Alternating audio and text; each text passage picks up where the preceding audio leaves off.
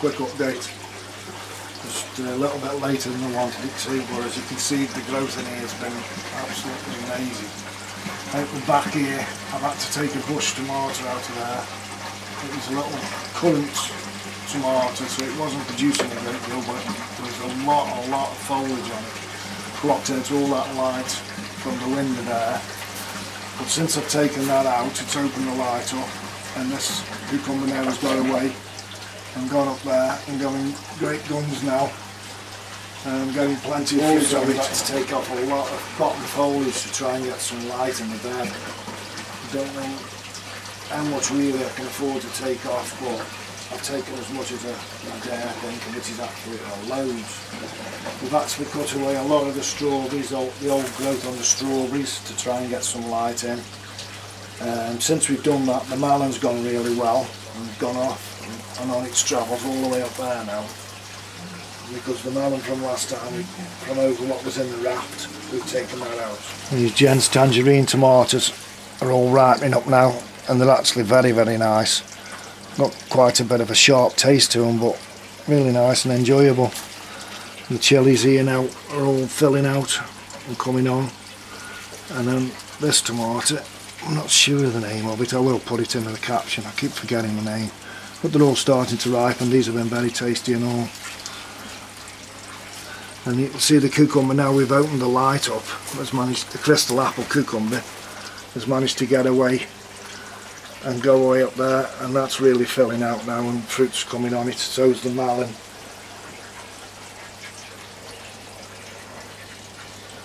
And this fan here you've just seen there, that's a 16-inch fan. I usually have that on, blowing it and turning around.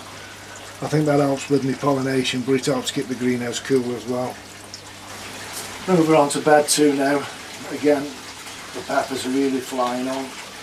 These purple plum tomatoes are actually just starting to ripen. Can't wait to try them. Beetroots, we took an absolutely load of beetroots out. Ate all the leaves, as the beetroot wasn't ready, but there was just that much foliage. There was no light in the bed. Again, we've thinned the strawberries out, and we are seriously considering getting these strawberries out and putting them outside, so as I can actually start to sow some of the stuff that we're going to need to carry the system over in the winter, so we've got something in there to take up the load. You can see this is bed 3 now.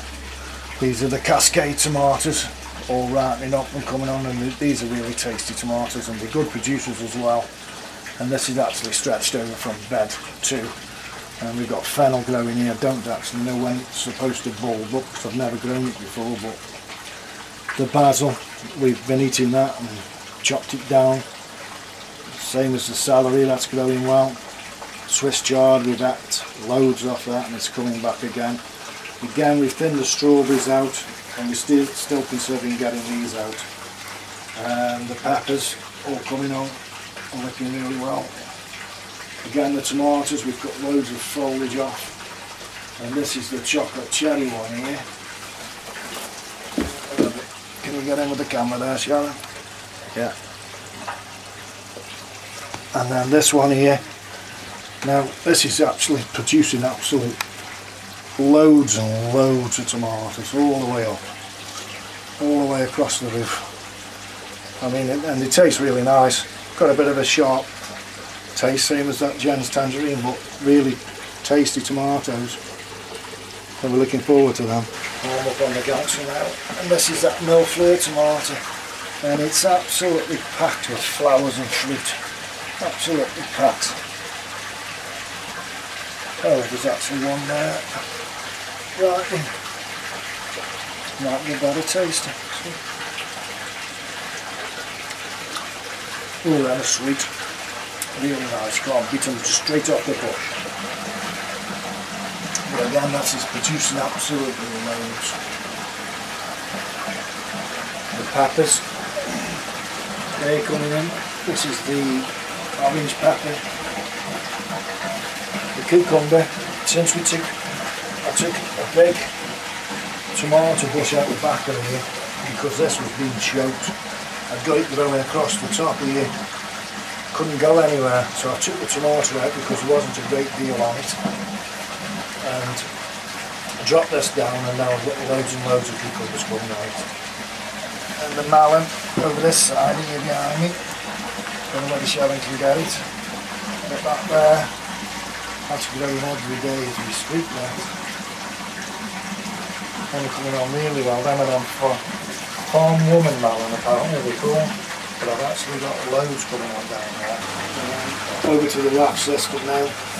You notice, but I actually tape this up to stop any light getting in whatsoever. I find it helps. And I haven't had any problems with algae. The celery's going really well. It's gone well. I mean the tomato we took out of here and the melon we took out of here. We stuck them outside. We don't know whether they'll survive or not, but we put this celery in, going really well.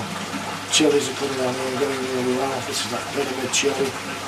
These lettuces were planted on the 6th of June, coming up well now. And then if we move over, we've got these all just planted out now at different times. These were planted on Sunday, on the 12th, and should be coming up shortly. A couple of them are just poking the heads through at the moment.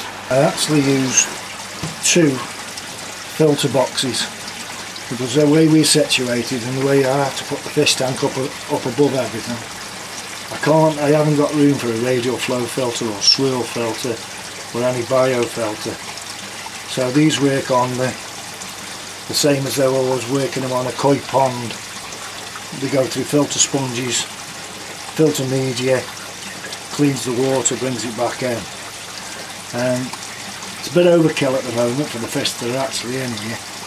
But when I've got the larger trout in there, they did a good job and they kept the water really clean.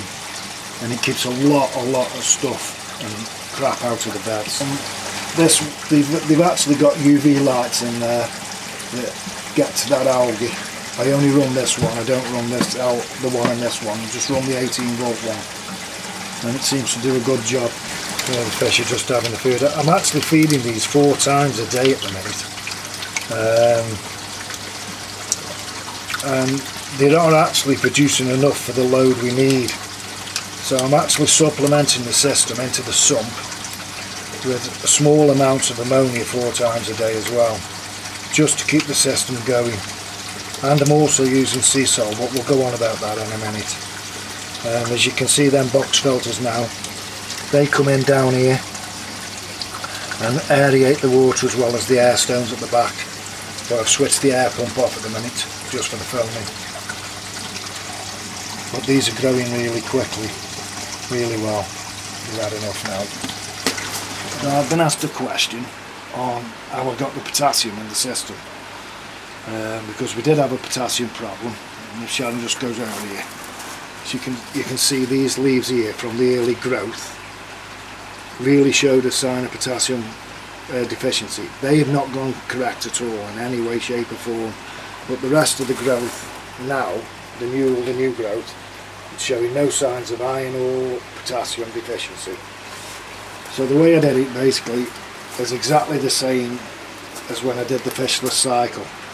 I used liquid seaweed, I used this one, particular one. I'll put a link down below to show where it's from. And I used this ammonia, just normal household ammonia, as you all know how to do the fishless cycle. So we started off with trout, and they were quite large trout, and I'd got heavy solids and I'd got everything we needed for going. Then the water got too hot for them and I couldn't control the temperature of the water, so the trout had to go. We actually lost 5 trout. So I phoned a mate, he come fetch them and he put them into a big pond. So now for 3 weeks now, nearly 3 weeks now, I'm without fish, and the fish that are coming are only 2 inches in size. So I know I'm going to have a problem, and some of the plants actually showed that problem where I was without the fish at the beginning, because I actually had pollen drop off. I had fruit knot sat just halfway up the trusses. The rest of the fruit now, the growth and everything's gone right now. And the way I did that was, I actually, with having no fish in, I used this product here, which is an organic product, to bring the pH of the down in the system. And then I raised the pH by putting the potassium hydroxide, that's the product I used there. And I also used a litre. I've got 2,000 litres of water in this system, and I actually used a litre of that, and still do. I put a litre of that in the for every 2 weeks, and I believe that this product, the liquid seaweed product, has done me a lot of good with the fruit and everything. That's what's, and I still keep topping up with this every so often. But I've had no, touch wood, I've had no problems with anything ever since. The only problem I've got now with the fish being so small and the load in the beds is really heavy, I'm having to top up with small amounts of ammonia. So every feed time, I feed the fish, I do put a small amount of ammonia into the sump just to compensate what the fish aren't giving me at the moment. But obviously as the fish grow, I keep testing the water on a regular basis, so I know I'm not overdoing the ammonia, and I know my nitrates and nitrites are at good levels for this load that we've got into the system at the moment. So hopefully, I mean, as the fish grow, obviously we'll do away with this, but at the moment I'm still using ammonia and I'm still using liquid seaweed to keep the system going. As you can see, I'll show you in a minute what my pH now has come down to 7, just over 7, so it is dropping since the last 2 weeks, and it's dropping on its own now, naturally. And I'm going to get it down to about 6-8, and we'll keep it up there, and everything hopefully should be right. As you can see now, my pH is 7.02 and my water temperature is 22.4. Okay, so we'll leave it at that for this now. So thanks for watching, really appreciate the comments and all the subscribers. Keep them coming, I'm really enjoying the banter we're having. So, till next time, bye now.